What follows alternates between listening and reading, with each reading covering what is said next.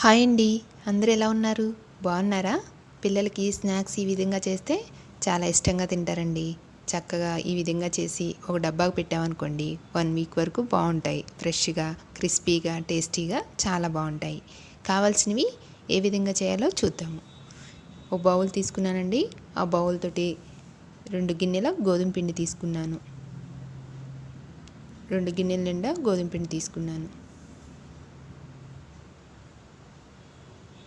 ఒక 4 స్పూన్లు తెల్ల రవ్వ అండి, ఉప్మా రవ్వ, బొంబాయి రవ్వ అంటారు కదా, అది వేసుకోవాలి. కొంచెం ఉప్పు, 1 స్పూను వాము నలిపి వేసుకోవాలండి. ఆ ఫ్లేవర్గానే బాగుంటుంది. ఒక 2 స్పూన్లు నువ్వులు, కొంచెం 1 స్పూను కారం, ఒక 2 స్పూన్లు నెయ్యి వేసి బాగా కలపాలి. మొత్తం కలిసేటట్టు కలపాలండి. పొడిపిండి కలిపితేనే బాగా కలుస్తుంది. నెయ్యి లేకపోతే నూనె కొంచెం వేడి నూనె వేసినా బాగుంటుంది. ఈ విధంగా కలిపాక కొంచెం కొంచెం వాటర్ పోసుకుంటూ చపాతీ ముద్దలాగా కలుపుకోవాలి.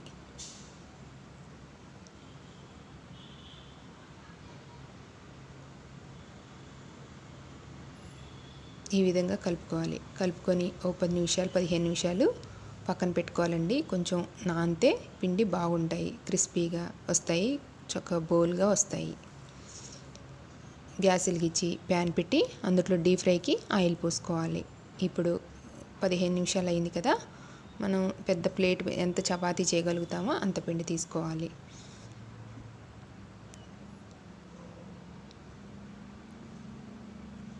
పొడిపిండి చల్లుకొని ఈ విధంగా చేసుకోవాలి. మందంగా చేయకూడదండి, మరీ మందంగా చేయకూడదు, మరీ పలచగా చేయకూడదు.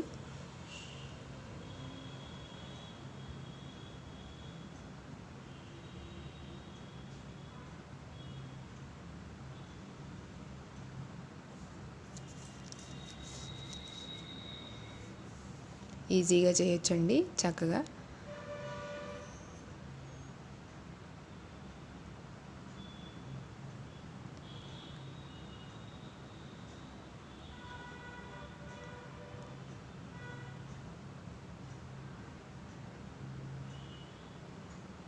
ఇప్పుడు చాక్ తోటి ఎంత సన్నగా కావాలంటే అంత సన్నగా కట్ చేసుకోవచ్చు.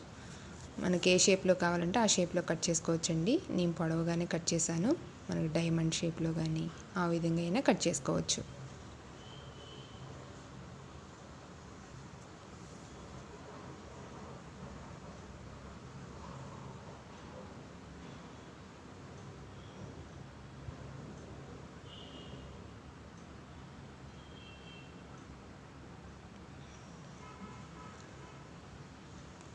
నేను ఈ విధంగా క్రాస్గా కట్ చేశానండి.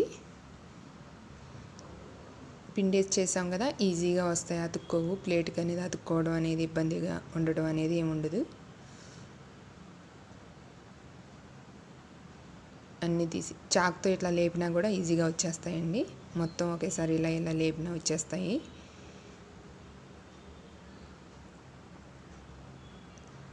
ఆయిల్ హీట్ ఎక్కాక వేయాలండి, మరీ హీట్ ఎక్కకూడదు. మంచిగా ఫ్రై చేయాలి. గోల్డెన్ బ్రౌన్ కలర్ వచ్చే వరకు ఫ్రై చేయాలి. ఫ్రై చేయండి. ఇదే విధంగా పిండి అంతా ఈ విధంగా చేసుకొని ఫ్రై చేసుకోవాలి. ఈజీగా అవుతాయండి, టేస్టీగా ఉంటాయి. నచ్చితే లైక్ చేయండి, షేర్ చేయండి, సబ్స్క్రైబ్ చేయండి, కామెంట్ చేయండి.